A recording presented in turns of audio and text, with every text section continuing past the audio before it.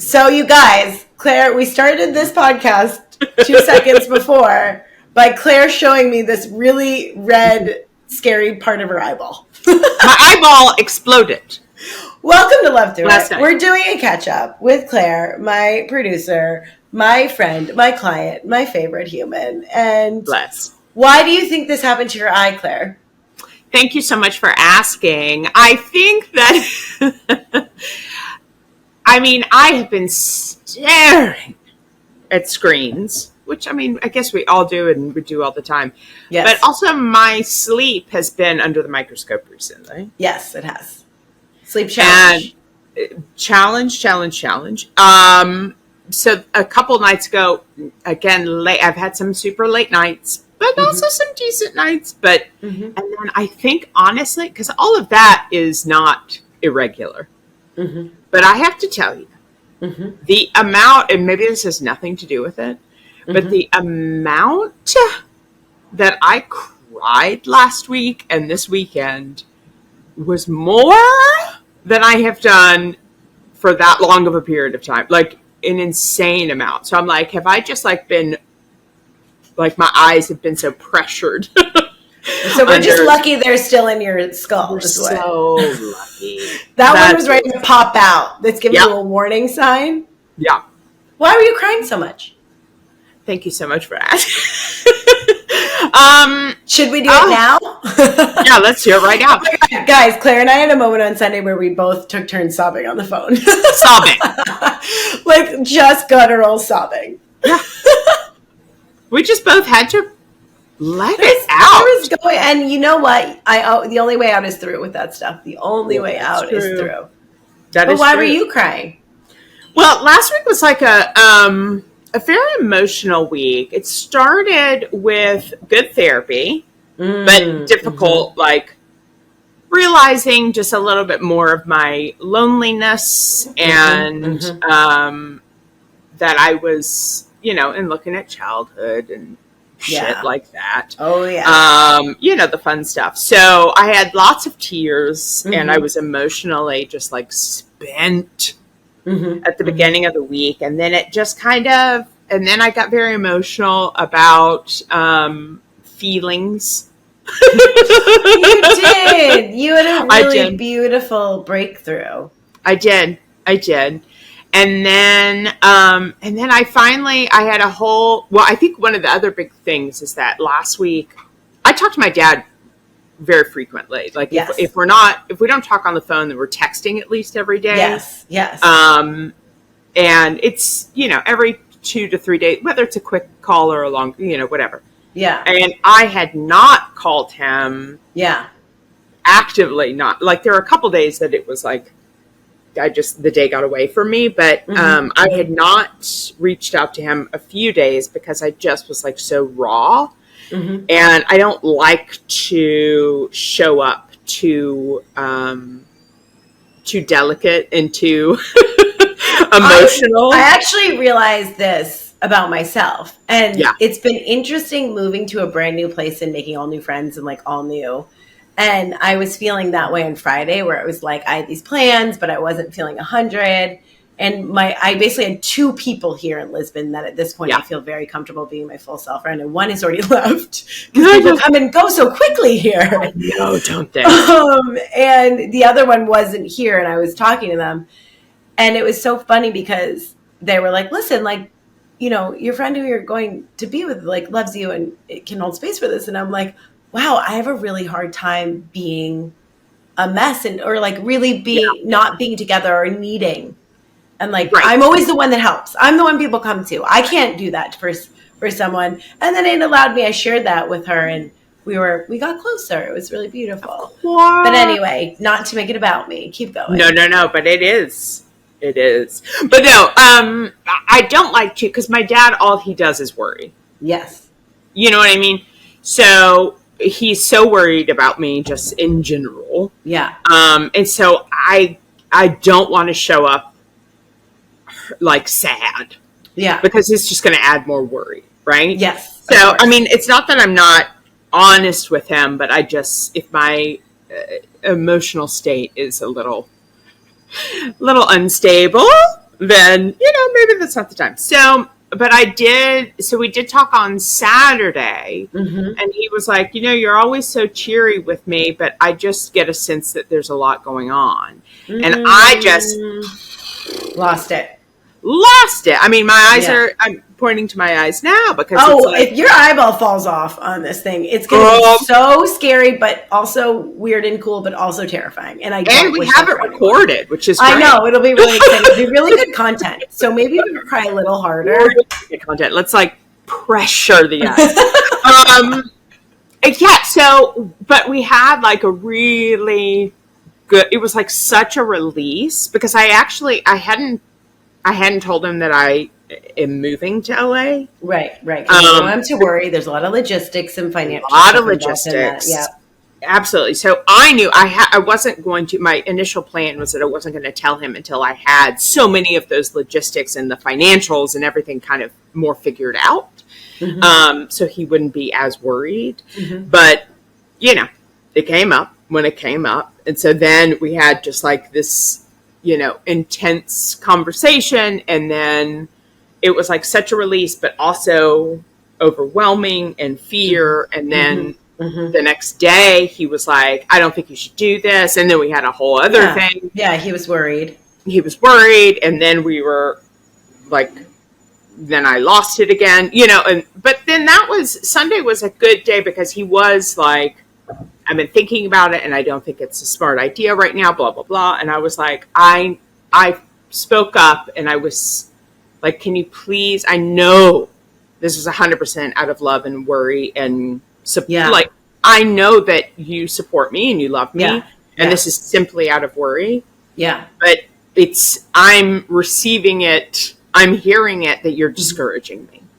Yeah. And I'm having a hard time every day, just having hope and working towards these goals. Yeah. That it feels overwhelming. It's overwhelming. And so I don't want to feel when I talk to you, you're going to discourage me because I guarantee we're going to have a huge divide between us. Yes.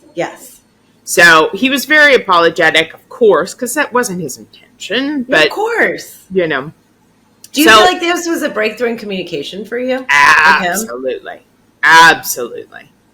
It was huge. You've had a couple of really big weeks, and it's been really profound to watch your progress over the past, 3 years, right? Yeah. And I guess 2021, so 2 years. It's been 8 years, let's be honest. It feels like 11. It feels like 11 years. Time does not, no. But I just want to reflect back to you that you've been moving through a lot. And this is really interesting, right? Because I feel like at the core of a lot of the work that I do is getting people to stop avoiding and to see inside and to listen and see what they want. One of my gifts is just being able to reflect back what's happening. And this year you really, and it started last summer, you were really desiring to step into your full power. You know what I mean? Really embody yourself and what you want and be on your own and use your own voice and all those things. And there have been layers and layers of stripping away of relationships and habits and things that you had to do. Layers. And in the beginning of the year, you were really talking about wanting, boundaries and being able to communicate better, and B, emotional intimacy. And yes. You had a huge breakthrough in both of them. And it was so beautiful, guys. And I just want to remind you that even when things are really hard, Claire was we had a session and Claire was just sobbing with good reason. Yeah. And feeling a lot of pain and feeling really embarrassed because feelings are embarrassing. They're so embarrassing. They're so embarrassing. Feelings are so embarrassing. Feelings. And being really beautiful and vulnerable, though, was a very beautiful session. And I just sat there and I was I want you to know that in this fear and in this pain and in this embarrassment is the goal achieved.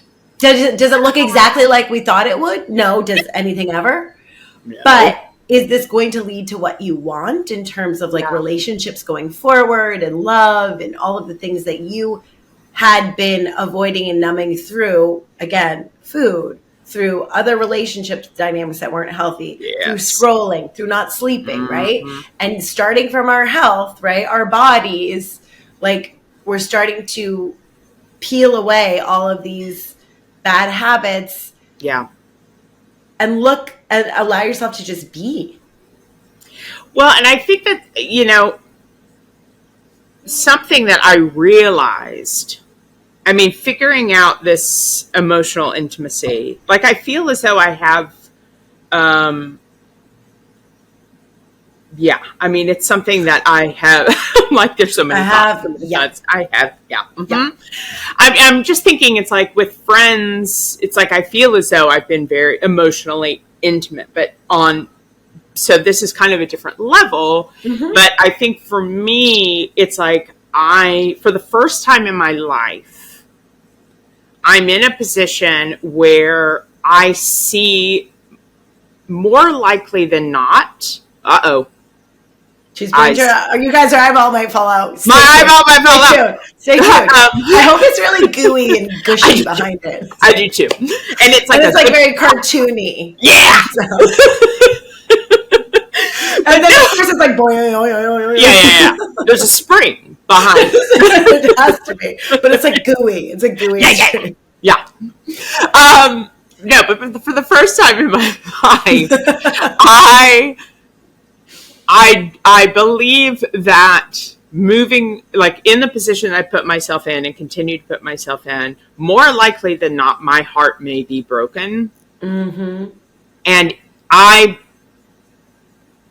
I believe it's worth it. It is. It is. This is the first time I've ever. You guys, she said something so beautiful and profound on Friday. I'm sorry. How profound? What did I say? Well, you were like, you know, whenever people talked about love, I was like, oh, what's the big deal? Yeah.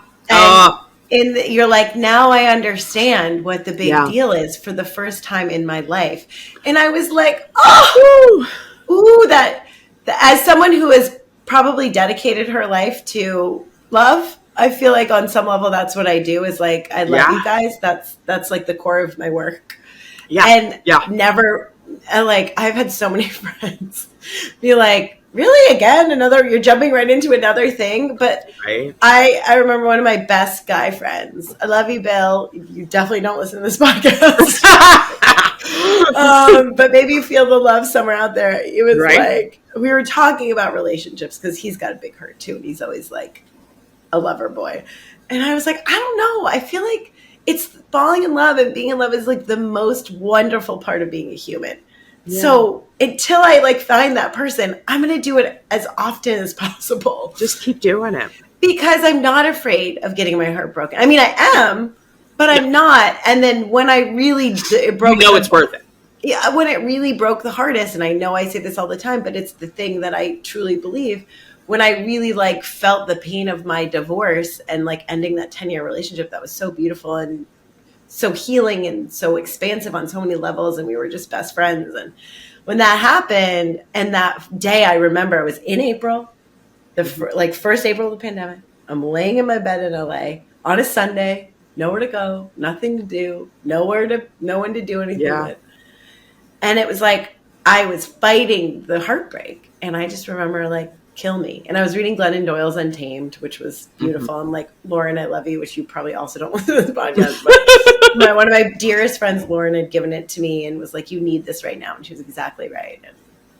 And I was just like, let it break me into a million pieces. And I sobbed and sobbed and sobbed and sobbed. But in that moment, it was the whole visualization for me of it shattering and then coming back together in a million little pieces in that Japanese thing that we should always yes.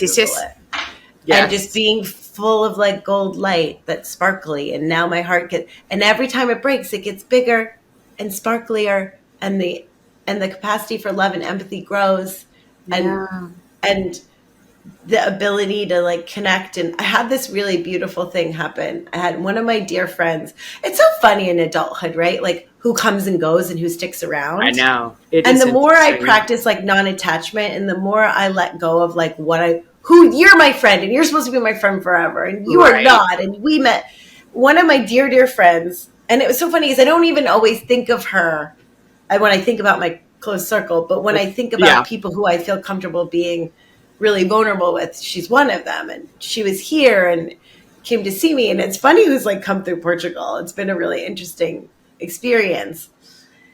And she was saying how to a friend, she was coming in and out of London. She was like, oh, I'm going to visit one of my friends and I'm going to Portugal and I'm probably going to cry a lot. And I was like, Yes. what?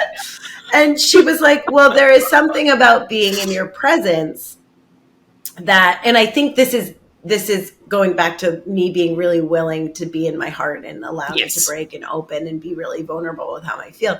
She's like, there's something really special about you is you are so honest, you are so open, you're so vulnerable, you're so willing to feel that you create a space where it is so easy to meet you there. You almost, require people to meet, it's like you throw the gauntlet out, right? Where it's like, this is where I'm starting. Who wants to be there with me? And I've been feeling so stuck and like disconnected from my heart and my emotions and really feeling like I want to cry.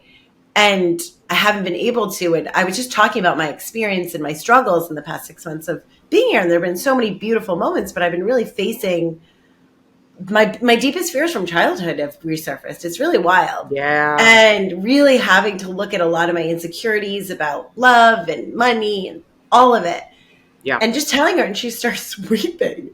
And I was like, and she's like, sorry. And it was cute. She's like, oh, my heart opened. Like, this is the first time I've felt my heart in months.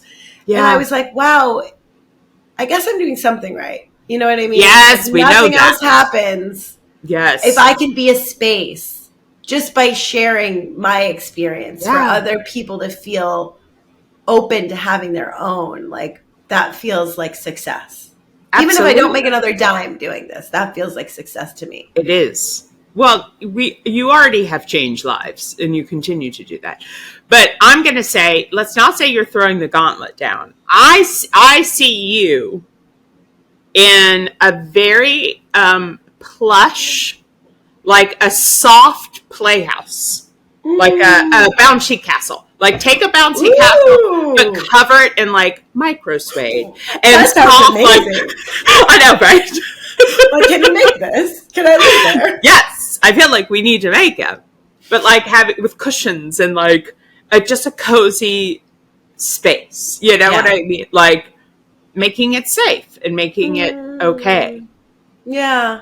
So yeah, and I think it is, And I was listening to my favorite Martha Beck on her podcast. She was interviewing Dick Schwartz, who does the internal family systems therapy. He created that. Right. And it was so interesting. Yeah. It was so interesting because she was talking about, because it's become so like ubiquitous recently. Did I use that word right? Sure. Everywhere. Sure. I was going to say, I think in your world it has. Like, I don't think I've heard it. It's probably starting to make its way through TikTok, but I'll find out about it next year. But I do feel, I don't know a ton about it, but it's like the idea that we're not just one mind, that there are many different parts to us, and there are these protector parts and these like, it's like we have a family within ourselves. Yeah. And that you can ask these other parts to step aside and step forward. And it's very interesting where most of us are just like, no, be quiet. I'm going to power through this. It's like, no, give space to those voices. And, how it's almost this spiritual type of therapy. And I always feel kind of like this is something I'm a little bit quiet about because I think I don't fancy myself religious. I never was. I didn't grow up religious. I didn't grow up in that kind of household. I grew up in a very science-based household. And I love science. And that if I grew up in any religion, it probably would have been that one. Right. And it was interesting, though, through my healing journey, I started to feel like there was just something more. And what I don't know what it is. And it was interesting because in them talking about this type of therapy, there was this almost like there's this self, there's this part of you. And I really connect to it because like when I remember when I read The Untethered Soul and really started for the first time, it took me so long to get through it. I was in my 20s and it was through acting, right? Because, there's nothing that makes you navel gaze more than being an actor, guys. Oh my God. Bye. Because, and Eddie was like, oh God, can you not ever, like, what did he say? He's like, oh, you did it for 14 years and you're going to be talking about it for another 41. And I was like, hey, it was a big part of my identity until recently. I'm still. Listen, being an actor, I mean, it is glamorized and there are lots of fun parts about it. But it's a fucking tough, like, we have to believe in ourselves. We have to be somewhat delusional too, because yes. we're really rejected. Yes. And so it's like, but we have to always be emotional and available and like all this. So it's a huge part of us. Of course we're going to talk about it. Well, it was a huge part of my healing. Like, I felt like when I look back on it, like, for me, it was a huge part of my healing because, like, I really needed to be seen and I really needed to be validated and I really needed to be like, you're okay. Yeah. Which I was looking for love in all the wrong places with that. Because I kept being like, ooh, getting better and better jobs. I'm like, okay, did this fill the hole? Did this fill the hole? Which is no different than smoking or sex or shopping or whatever it is. Like, I need this validation that I'm getting on some level of healing, but it's also never actually. It's not like, fully. Oh, guys, it comes from within, right? That's where we get it. Ultimately, it's like healing those wounds and giving it to ourselves. But oh gosh, we've gotten so deep in the weeds with where I was going. I know, right? Well, and then I got all distracted with the acting stuff. The action. Oh, okay. So in acting, it's so hard. And as someone who didn't like herself very much, who didn't speak to herself very nicely, didn't like her body, who had a lot of false confidence, who could like play the role of being confident. For sure. Who knew how to fit in, who could be a chameleon, but who deeply didn't feel that, right? Yeah. I would bomb auditions all the time. Yeah. And I would, I could like really put on like dating was really interesting because I could like do it and I believed in it and I knew I was lovable, but it was like, this is my dating personality. Right. So even with my husband, it was like, I think he never fully maybe saw me because I don't think I let him. Because I was like, no, you're the perfect guy. I'm going to show you what I feel like is appropriate. Right. Right. The perfect wife. This is how I'm so perfect. And, we're going to wait forever to have sex and I'm going to be like housewife material. You know what I mean? Like, I'm going to do all the things right. So I'm marriage material, that kind of stuff. Well, you're going to follow the rules. I was going to follow the rules and we did. And we both did. I think we both on our best behavior. And it was the most beautiful relationship I had ever been in, like for sure. But it was like me trying my best. So here's my apron, here, like, I mean, I never smell bad or poop or anything. Right. Which Lord knows. And of course, if we were together 10 years, he saw behind the curtain. There are all kinds of awful things about me that he knows. Not awful, just real. Yeah, human and awful. Human. I mean, we all have awful things. There's a list. We're all awful, period. But oh God, here I am getting so far away. But talking about like the different people inside. In us. And like how much I had to really look. I was like bombing auditions or like I was really confronted with the fact that like you can play a part in life, but the vulnerability that's asked for you to be an actual good actor. Like I could play the part socially and in the world. But when I was in a situation where it was like really play the part or really feel the feelings, I couldn't do that. I was really disconnected from myself and my feelings. And I didn't feel good enough to share that part of myself. And I didn't feel good enough to expose that. So of course that drives therapy, you know what I mean? Like lots of self-help, and I remember I ended up reading the Untethered Soul for the first time. And it was really, really, it like totally messed with my mind because I was like, you're telling me that I'm not my thoughts. And I remember I came up with a vision for the first time through that book where it was like, it was a combination of the reading the book and just my understanding of the book was like, oh no, there's sometimes when I'm in the movie of my life and I'm caught up in it. Yeah. But if I can sort of take a minute, I can also be the person who's stepping back and sitting in a chair and watching it on the screen. Mm-hmm. And when I can be in the chair, I can be like the higher self or the whatever you want to call it, right? The capital S self. And I can just watch it. I can also not go on the ups and downs of everything and not take everything personally and not have anxiety. And it was really interesting stripping away of all of those things. Yeah. So and that felt like really interesting and profound and allowed me to start healing my relationship to myself and my body and how I saw myself. Right. Which is why when I really love the nutrition school that I went to, because if we're just being like, kill at you, I'm like, you came to me because you're like, I'm so unhappy. I'm so uncomfortable in my body. I'm so many things. And we started to make changes on your body, which immediately made you go see a better therapist. Yeah. Right? Like absolutely. Always this cycle of like, ooh, my body is reflecting my mental state and back and forth. Yeah. And now at this point I am really, I believe there's no difference between physical and mental health. Everything is so connected. Because how you think and feel and vice versa, what you put in your body, all affects the whole thing. I have to speak on, there was another part of last week that I'm remembering now. And when you're talking about when you're sitting, like being able to sit and watch from the chair, yeah, like the higher self. Yeah. I had that first, like I have felt that watching myself before. I felt that feeling, but I think it was more of a disassociated feeling. Oh yeah, yeah. You can definitely also watch yourself and dissociate. That's absolutely true. In a different way, and I still will do that. But I think for the first time, so another part of last week, which is making my eye weird, with the crying and the whatever, is I had like a near panic attack last week. That happened last week, didn't it? When I called you or when I texted you and I was like, yep, literally, I'm having a panic attack. Yep. You lost your key because you forgot your keys. Forgot my keys, but I was on like 5 hours of sleep again. Yep. Stupid. We knew where it came from. Yep. We knew exactly. So that was the thing, is that I physically felt so unwell. I was shaky. Yep. I was tearful, very much so. I was like spinning in my brain. Yeah. And I have felt those symptoms before when I've had like panic-y feelings or more manic feelings especially when I've been severely depressed and like when my medication wasn't good. And it was a very scary, scary time.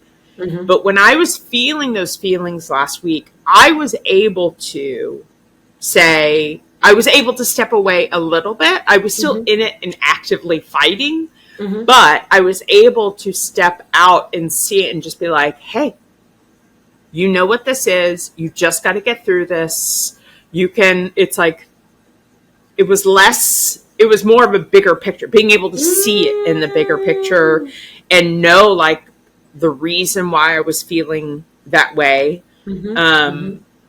Physically and emotionally. And it was like, okay. So it was like my higher self and my body self were talking. That it was like, okay, you've got to just like breathe through this, like take care of yourself right now. This is temporary. This is whatever. And so that was one of the first times that I felt that like, and I don't know if that's exactly what you're saying in terms of like. It is. Okay. Yep. It is. It's the part of you there, because we all have this part of us, I believe. Yeah. That is calm. Like you can always reach for peace. There's always going to be a part of you that is calm, that is the observer, that knows you are good, that is love, that is, you know what I mean? And it's finding that voice that will guide you towards, Martha always says this, I'm such a fan of hers, you guys, Martha Beck. Like, I feel like as far as like life coach stuff goes, I think her stuff is the most special. And her, one of our partners have a podcast called Bewildered. And it makes me happy to just listen to them, even if I'm not that interested, because I think they're both coming from such good places. Being around that is so nice. Yeah. But, she always talks about like at the core, our bodies, which sometimes are much, much, our brain thinks, but our body knows, right? They're wiser, right? And your body, when you know how to check in with it, will always guide you towards peace, freedom, and love. It will never, and that's the self, I think, you know what I mean? And Yeah. whatever, everyone can have their own relationship to this, right? This is what I've created for myself. And I think, your Right. relationship to yourself, why you're here, whether or not you feel religious or spiritual or none of it, all of that's valid. Whatever works for you, whatever you create. And this is, me sharing what I've created for myself. Sure. Because I think this kind of stuff can be very off-putting for certain people. But, I do think that off-putting, spirituality in general. Yeah. People think like crystals and woo-woo and astrology. And again, if that works for you guys and you're not hurting anyone, do all the things. Right. Like I have crystals that I play with, but they're like, might as well be like fiddle toys or whatever. What are those things on your desk? Fidget toys, right? Yeah. It's like English isn't my first language, but guys, it is. Listen, but you also have like a weird mix English now that you're Ooh, you know what I mean? It's evil. like you say something. You know what I mean? It's like right. I'm like being a little bit British, and then all my friends were all over here, so I do say funny things. So say funny things now. English is your primary language, but it's also like turning into something else. A mixed salad. No, you're really tossing a lot of salads. I'm like, there it goes. Like I will always bring it back to sex. Thank you. And I mean, what's more fun and delightful than that? What's more fun? Oh my God, it was so funny. I did this random podcast last week, and I was like, I'm wellness with like a side of dick jokes. Like I was like a little bit Christian, and he was like, "Whoa!" And I was like, "I'm not going to tell any." Oh my God, and then I like referenced it one other time. He's like, "What's your obsession with dick jokes?" I'm like, "I'm not really." It's like the idea that like, stupid humor. We can't take this stuff too seriously. No. And like, it's fun to swear and be a little dirty sometimes. Of course it is. I mean, wellness can be so uptight, and like healing can be hard. Like it's hard, so hard.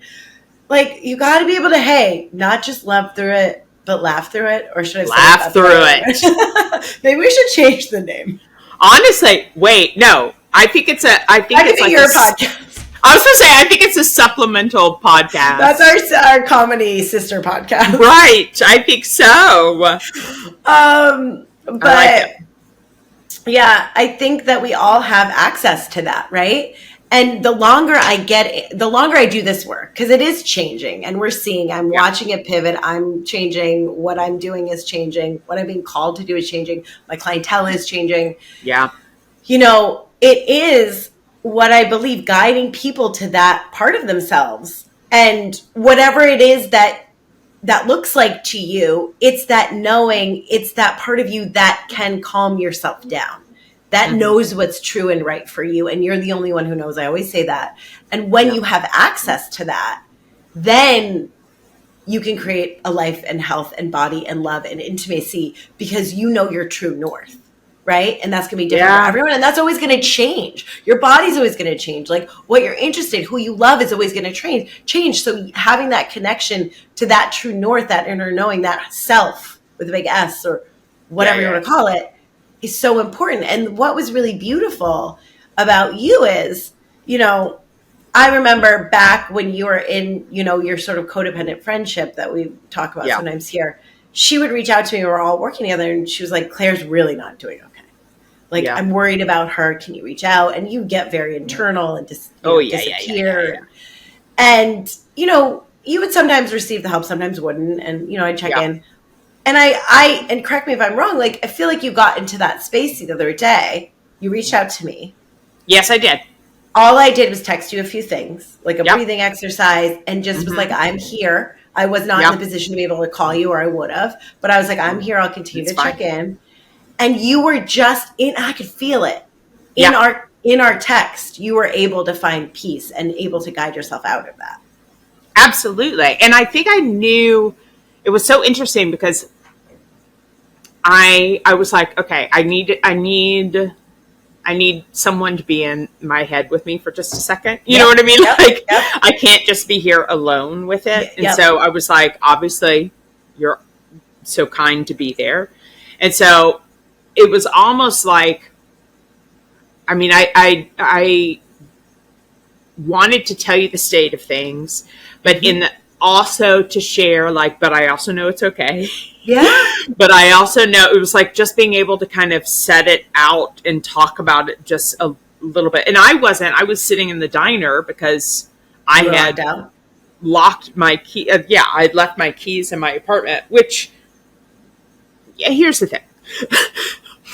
I pride myself on never being one of those people that loses keys, phones, whatever. Like same. And then guess what happened to me when I got here? Right? Remember how much I spiraled? Oh my God, when I lost my phone. It was a new iPhone, so that's super annoying. Wow, that's very annoying. And they had to send me another one, the whole thing. Well, that was a whole chaos because you also were in a different country. It's a whole thing. It was a whole chaos. It was a whole thing. But I was stuck. I didn't have, I was already having this manic whatever, and then I couldn't go home. And so then I'm sitting in a diner and texting you. So I wasn't in granted, I could have been out on the street and had a conversation, but it was I mainly just needed to kind of spell it out. Yeah. You were unbelievable just to be receiving and reminding me of your power. This is temporary and your breathing exercise, do these things. And I was so proud of myself. It was a scary time. I was very proud of you as well. But I was proud. And you were on very little sleep. You were already dysregulated physically. Yeah. And you were able to save yourself from a panic attack through the tools that you've built. Yeah. Which is something you should feel really good about. I do feel good about. Last week was huge. Can we take a second? I know. Can we take a second?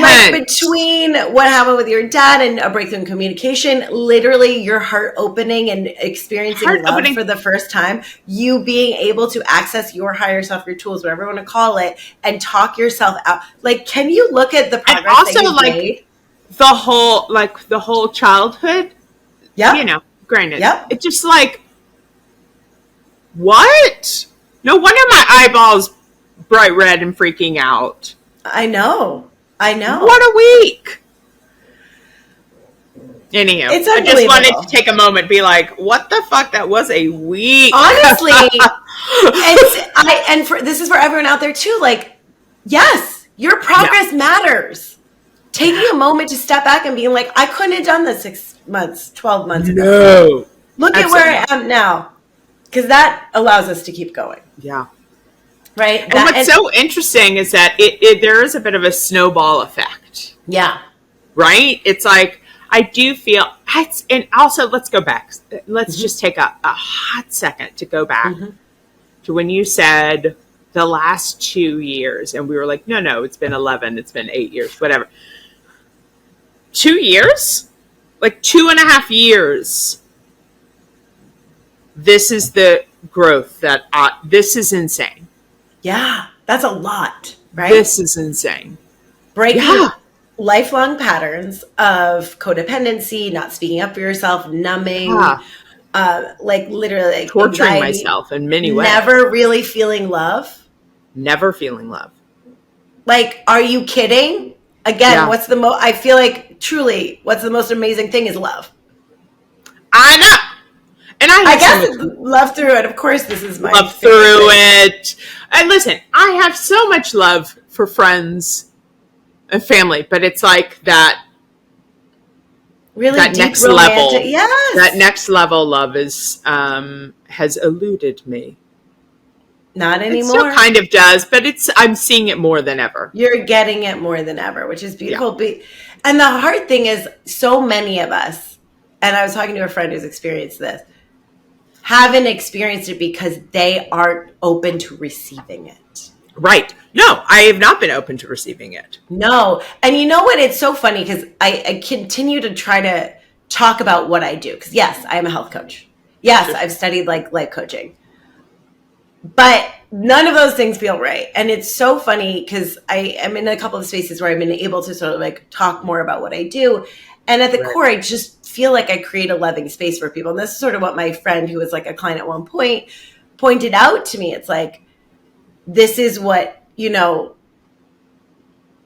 create the bouncy castle of love. And I do really feel like that's what I do is I create this loving space. And it was so interesting. So I was recently in Ireland for for the first time. And man, is it beautiful. And Irish people are Gorgeous.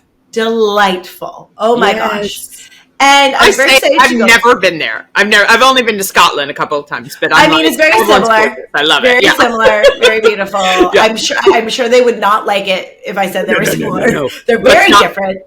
No. Such But I problems am here. Scotch-Irish, so I feel like It's a mix in There's there. a blending. Anyway, And it was so interesting because I was going to a wedding of one of my friends who I went to acting conservatory with. Ooh, here I am talking about being an actor again. Oh my gosh, there she is with the acting. It's either acting or healing journey, and everyone drinks. All right, you guys drink whenever I talk. I love it.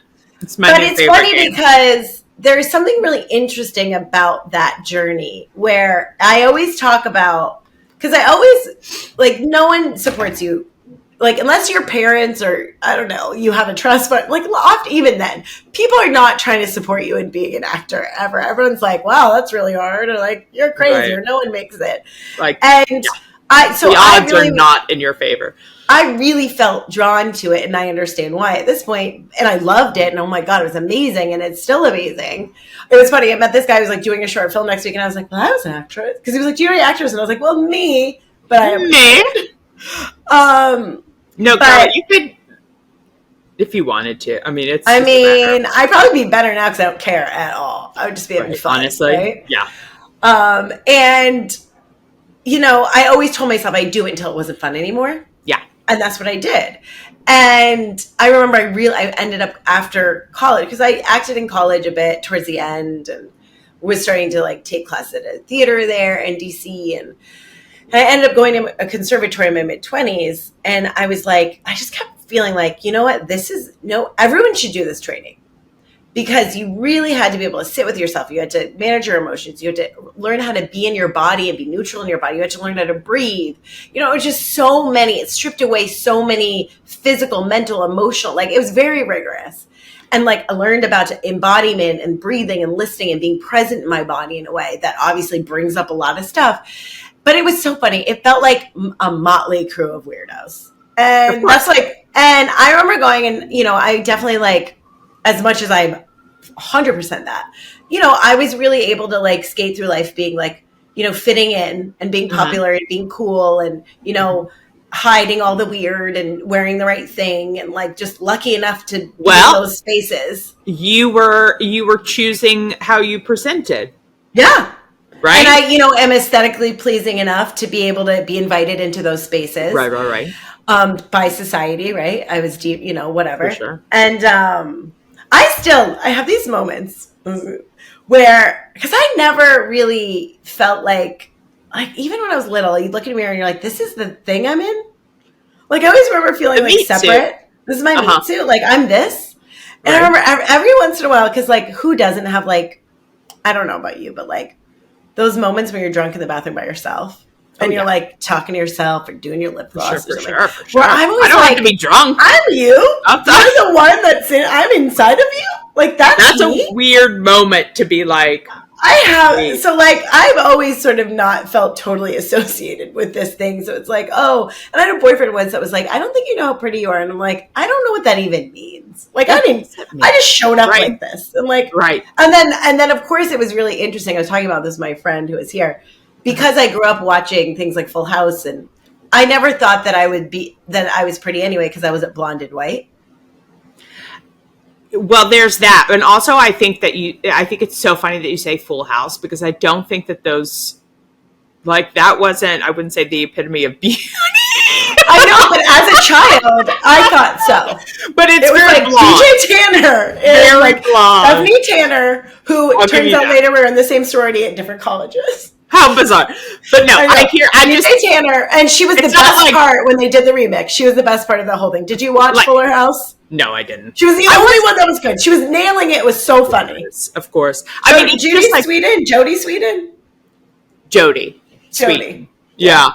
I just think it's so funny. It's not like you said Baywatch or like even Saved by the Bell. Like, it's Full House, which are like children who just didn't who I wouldn't say necessarily had come into their looks. You know what I mean? I know. But anyway, I just had to point that out. But yes, the weird things you come up with as a child, right? Yeah. Well, but I remember going to Atlantic and being like, oh, like none of these people are like me. Like I have no, like who are all these people? And like no one, like really not feeling like I connected with any of them, or I would have been maybe quote unquote friends with them. And there was always a part of me, because I was so insecure and self-loathing, that really needed to be fit in and be cool and present that way, because I was so deeply insecure on the inside.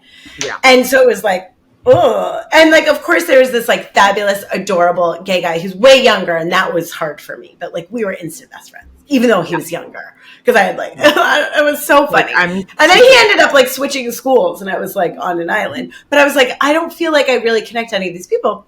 And like, the thing is, you spend 2.5 years really being vulnerable, exposing yourself. And it was this safe space of, we all loved acting so much that it was this container of love, essentially. Yeah. Yeah. And when you see, and I say this all the time, but like vulnerability is the first thing we look for when we connect to other people. And simultaneously the first thing we hide, because it's so scary. Yeah. And you are just forced to be vulnerable over and over and over. So it took no time at all for all of us to be deep, close friends, or, different friendship dynamics. Really bond. You really do. Bond. Yeah. But talk about 2.5 years of this, and we get whittled away, and we're 16 at the end, and maybe we're like closer to 50 in the beginning or something. And at the end, we're so close. I love these people. They feel like my family. And at this wedding, I was so excited to go, and I didn't realize how deeply important it was to me. And these are like a small clique of New York friends that a few of them are so really, really close. I'm sort of peripheral because I don't live there anymore. Right. But I was like, it was so incredibly important to me. And what I realized, like seeing my one friend get married and be so happy, and like my other friends there, now not me just going back to New York and popping back into their lives, but me being invited in, sort of in my turf, right over here. Right. I couldn't stop crying. I could not stop crying, especially the day after the wedding. We like did this really fun pub crawl, and I've done so many in New York, and they're fine. But in Ireland, it was like a beautiful sunny day. There were live music. So it was like you're sipping, I don't drink beer. I was sipping a cider, and we're just like dancing. And it was this beautiful, joyful experience of togetherness. And by the end of the day, and everyone like, everyone, especially that knows me well, knows that I'm just a faucet of feelings and tears and crying. And, it's like, oh, here you go. But, they love me for it. But it was this really interesting experience of being like, these people are so important to me because they saw the worst of me. Yeah. They were not like me, and they loved me anyway. It was the first real exposure to unconditional love that I ever received that is still happening, right? I still feel so close to these people. And it's so interesting to reflect on what I do now, because I truly believe containers of unconditional love is where the most healing happens. And like the thing I loved about IIN, the Institute of Integrative Nutrition, where I went, they always would talk about people will heal themselves by themselves in the right conditions. Mm-hmm. And often I believe the right condition, and what I try to create for everyone. Of course, we use science and nutrition information and blood sugar and psychology and neuroscience. Right. But at the core, it's like, can we create a loving container for you to be seen so you can heal? And I think that is like the special sauce that I bring into it. Yeah. So I don't know what that I don't know. That's sounding like a creep or a prostitute. No. Listen. But I truly believe it. And I sound like prostitute. I know. Because that's honest work. If you have nothing wrong with that, honest work. No. It is really interesting to, I'm like, and then if we want to give the biggest gift to each other, it's like a container, a space of unconditional love. Mm-hmm. It's so funny because I do feel like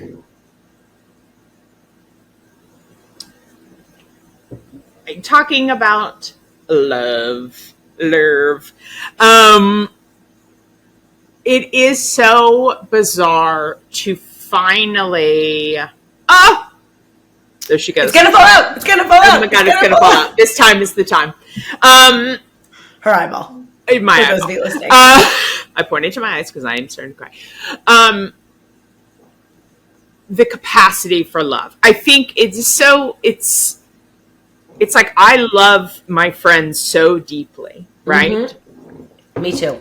And there's so many, right? There's so many people that I do deeply, deeply love. Yeah. And I think that after Mom died, after all the craziness with the end of my sister's life, it's like I really just didn't, it's like the heart just kind of crumbled in. Yeah, of course. I mean, when you go through that much pain, you close it. Right. If you can't take anymore, you can't open. It can't. So why would I set myself up for more pain, right? Mm-hmm. So I feel like over the 20 plus years, it's like I've been like breathing a little bit of life back into it, but it's always been very close. But I do feel with the 2.5 years plus, but mainly, of us working together is what you're referring to, I'm assuming. Yes, of course. No. No. The pandemic did it for me. Well, part of it, though. Pandemic. Honestly, pandemic did a lot. Well, it made us all get quiet, and a lot of stuff comes up when you're willing to be quiet. Yeah. Yeah. But it's just so interesting because it's like I'm very embarrassed by this, and I sound so stupid. So please know that I'm just saying this beyond not wanting to. That didn't make sense, but you know what I mean. It feels so wonderful and beautiful and scary and all of the things to finally feel what that with this love feels like. Yeah. Oh, that made my heart open more. Now I should point to my eyes. Right? Because it's like, again, like you were saying, what I said before of like, I never really, it's so easy to be by yourself when you don't really know love. Yeah. Right? Yeah. Because what are you missing? Right. Nothing. So it's interesting. Again, I could be quickly going headfirst into a whole hell of a lot of pain, but it's worth it. I got to. Why the fuck not? You have to. I can't withhold this from my life anymore. No. And honestly, it's been an honor to witness you on this journey. Like, I feel so grateful for everyone who trusts me with, this process that we find together, right? Everyone's in a different place, and it's like, I do the best I can. Well, I meet you where you are, and we figure out how to get there. And it's so interesting because it's like, oh, I want to lose weight, or my gut is bad, or whatever it is. And it's like, we sit together and it's like, yep, that's part of it. But what's really the part of it? And like, let's really do that work together. And when people are brave enough to stick around and do that, because a lot of people will stay with me a month or two. And then like, I remember this one guy I actually went to college with, hired me during it might have been during the pandemic beginning. Who knows? And he was like, weight stuff. I want to lose a little bit of weight. And I'm running, I'm working like, which is like, great.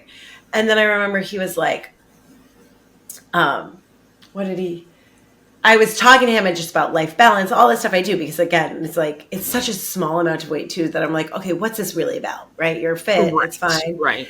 And he was like, oh, on antidepressants. And I was like, just curious, like, why? Like, what's the journey? Like, and he goes, oh, I always go on antidepressants in between relationships.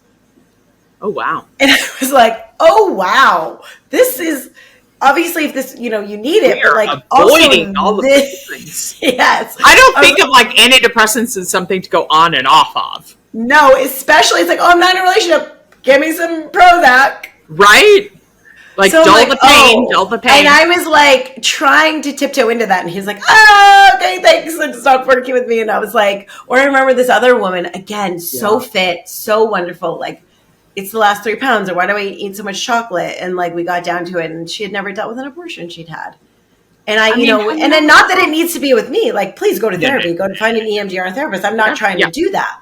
But when I start to shine the light on that, people disappear really fast. And I'm like, you may not be ready. And that's not my journey to push that. I would never, because sometimes that pain isn't, but it is very interesting. And when people are brave enough to sit with what's actually underneath, yeah, it's the biggest gift for me. Like, there is nothing more beautiful than witnessing someone find love and through that, like, loving themselves. And that's what you're doing, right? Like, a lot of this is just profound self-love, like allowing yourself to have love. That's part of your self-love journey. Well, yeah. And I think we've talked about this before. It's like, I'm sorry, I said journey. I know, that's okay. I'm lessening my reaction to it. No, but I think that it's,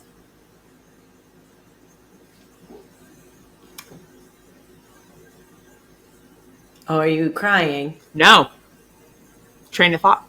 Oh. Gone.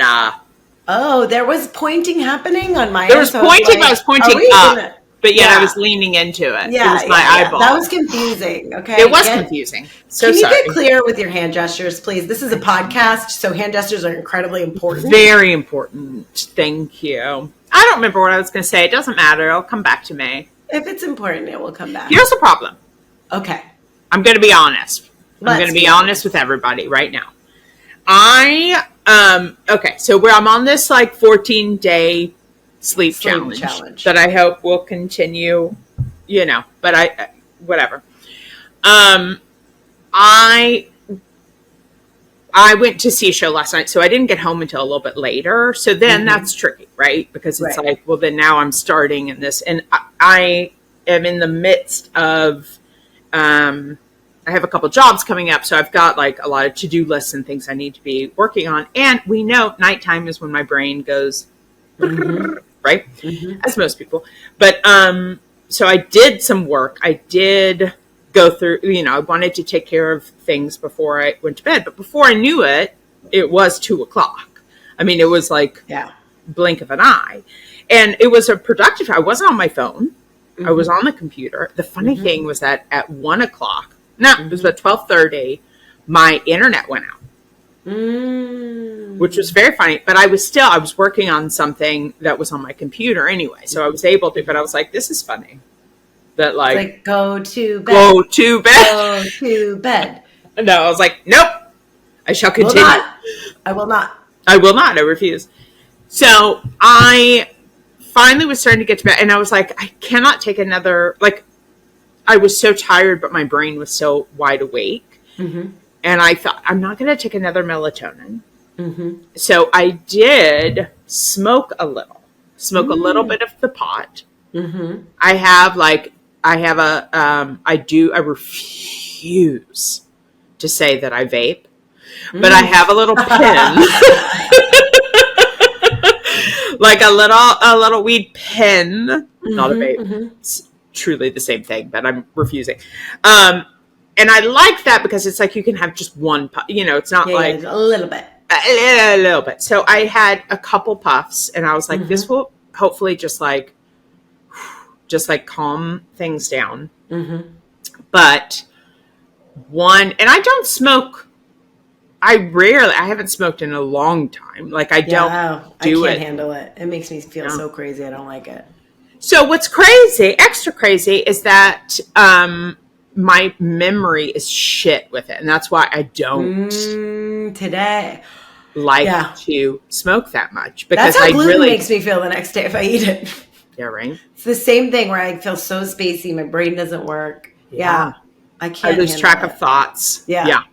So I don't love that. But, it had been a long time since. Did it help you sleep? I think it helped me get there a little bit quicker. Yeah, there's I slept well. Listen. Good. With this journey, I have been, notice my word, this journey, I ordered a sleep mask. Amazing. Which is lovely. So I'm using that. I'm doing like nighttime, like sleep meditation things. There's one that's We like love that. deep sleep meditation by the ocean. Are you kidding me? Amazing. I love Amazing. it. But it's like an hour long, so it's just like, Yeah. So I tried it the night before. My brain was going crazy and I couldn't like get into it. So last night, after smoking just a little bit, it helped me be in that meditation more. Good. And so, and then I slept hard all night, you know. I love that. So, Hard as you can, baby.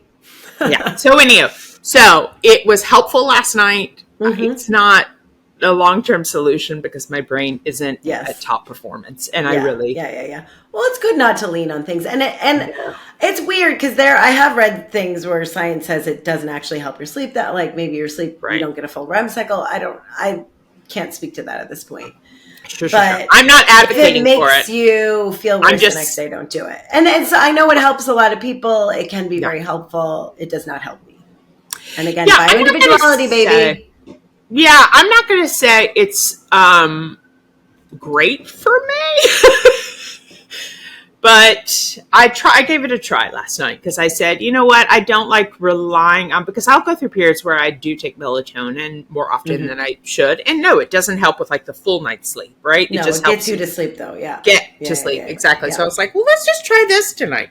Yeah. So I tried that last night. And you're on a sleep journey. You're discovering we're doing a science experiment, so it's good. And maybe the key is just not to be doing a podcast in the next morning, like if I'm doing my own thing. Well, we decided to, like, there have been a couple podcasts, like Claire and I recorded a couple weeks ago, and if I am hungover, I'm terrible. I'm like, there's no... It's not top performance, you know? No, my energy's really off, and I was proud of myself, though, because we recorded like a week or so ago, and I was like, we're not using this. Like, I just didn't show up fully. And like, everyone's got to know how so much of what I'm doing and what I'm getting excited about doing is like performance optimization for people. And like, you're the only one who knows. And like, truly, performance doesn't have to be acting or at your job. It's like, don't you want to know how to be your best all the time? Yeah. So you can enjoy the most out of maybe this one precious life that we have. Right. So yeah, we're just still figuring that out for you guys. So before we wrap it up. Yeah. What are you going to focus on? Like, what are you adding more of and what are you doing less of right now? Well, everyone do this for yourself at home. You're right. Ask the question, not do what I do. Ask yourself this question. Or just do what Claire does if it resonates with you. If it's good. I'm definitely continuing to work on the sleep. I am can I just point something out? The reason Claire has had these big breakthroughs in the past couple of weeks is because of the sleep journey. Correct. Sleep and lack thereof was her final way of avoiding and numbing. And though it was painful, though it's been very hard for you, though it's been very confronting, you have managed to make the biggest big breakthroughs within a week in every area of your life. Just by, and is she, no, she failed the sleep thing. She had to start over. Sure. I mean, you diagnosed it as that. I did not. No, I know. That sounded harsh, but that's it's fun to be harsh. It's fun to be harsh. And also you decided. I failed this. I'm going to restart. I just want to point out the importance of this. And this is where the physical, mental health, or like growth in general, everything's so connected. How you do one thing is how you do everything. And when your physical habits, or you numb and avoid how you feel through physical things, or vice versa, mentally, emotionally, you're preventing progress. So this sleep thing, progress. 100%. We're sleeping for years and years and years and years. This was the last training wheel on the bike. There were so many. This is the last one we took off, right? The last crutch. And again, you weren't ready to do it until you were ready, right? And that's fine. It takes as long as it takes for everyone. Yeah. But this journey is what allowed you to have these breakthroughs, and I want to just point that out to you. I thank you for extra pointing out. Yes. And as you continue to prioritize it, you're just going to get more clarity, and it will be more uncomfortable, because when we stop avoiding things that we've been avoiding our entire life, it gets sometimes worse before it gets better, but man, it's worth it. It is.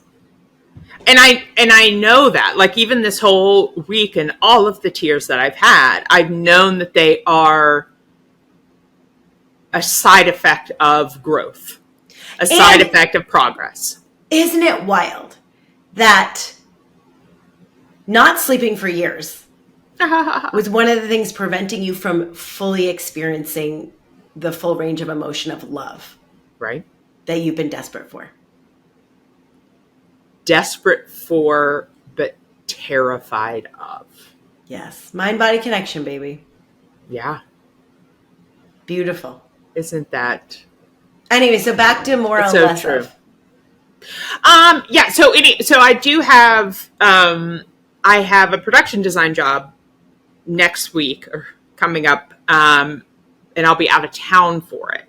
So leading up to that, I'm really, again, still focusing on the sleep, looking at, food. I take so much better care of myself when I'm going into a job. So I'm just going to be really focused on taking care of myself and like getting things done in this next week. Beautiful. And so this is because I have this job for a week and then I have a job that's taking a lot of October. And so what's very exciting, what's wonderful, I'm so privileged to be in a career, in a field where my work isn't all the time. But it's also a horrible thing, right? But it's like when I am busy, it's when I take better care of myself. It's when I'm having to just self-regulate and whatever. So I am excited and nervous about the next couple of months in terms of just like my body and my mental state. My body, first and foremost, is like just all of that. So that's kind of where my focus is. Feeling love will be there, but she's going to take a bit of a backseat while I take care of my body and show up for these jobs. Well, guess what? When you take care of your body, you self-regulate and do what you love, you're going to feel more love no matter what. Yeah. I fully know that. Great. What about you? More quiet and meditation and space and sleep and silence. Less busyness. Simpler schedule. More trust of the journey and the process. And we can talk more about that later because that could be a whole other thing that I'm really playing with right now. But more trust because it's working. Yeah. Even though it's scary. Trusting the process, trusting myself. Yeah. Good things are happening. And that's it. I love it. More space to just hear myself and connect to my creativity and learn what the next right thing to do is. That's what I need. Yeah. All right, guys, thank you so much for listening. And, I do groups. I do one-on-one work. If this resonates, I'd love to have you. Hello, did you all just hear a 2.5-year journey with like all of this growth, all of this? This is all thanks to this woman right here. Thank you very much. Listen, and I'm not paying her to say that. I'm at this point not paying her at all.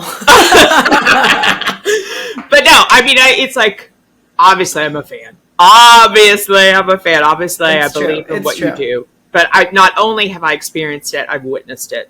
Yeah, so many other people. So I'm just saying that. Reiterating. And I know that there's a lot of this work you can do on your own. You don't need me. And if you find value from the podcast, please like, rate, review, share. We want to build a community of people who are empowered and love themselves and love each other and create healing containers of love because that is how we all heal. That is what I'm noticing more and more. Because again, people will heal themselves by themselves when given the opportunity, and we are just trying to give you tools to have that opportunity. With a healthy dose of dick jokes on the side. Always. Always. And I thought of this earlier when we were talking. That you're trying, and I'm always trying, where it's like those moments when your heart wants to close and shut off and disconnect and things hurt. Always, always, always. And I try to practice this in those moments. And this is where one of my friends and I used to talk about this a lot. when we were going through a lot, where it's like when those moments when your heart wants to close, if you can catch it and open it instead, and instead of trying to shut down, disconnect, power through, suffer through it, what if you opened your heart a little bit more, even if it hurt, and tried to love through it? Oof. Said the name of the podcast. She did. All right. I love you guys. Thank in. you so much. Thank you, Claire. And you. once again, like, I'm really incredibly privileged to hold space for this and watch you become even more powerful and, whole. Thank you. Thank you.